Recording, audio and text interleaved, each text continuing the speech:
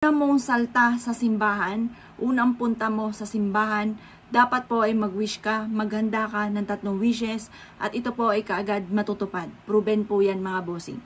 Kung ikaw po ay unang punta pa lamang po sa simbahan na yan, kung saan ka man po tutungo, ikaw po ay maglaan na ng 3 wishes at matutupad po yan. Mas mainam mula sa puso at kapag ikaw po ay nagwi-wish, kakatok ka muna ng 3 beses sa may mismong salamin ng altar mga bossing ko or sino man pong santo ito, hahaplusin mo ito at ito po ay sabay ka magwi-wish na mula sa inyo pong puso.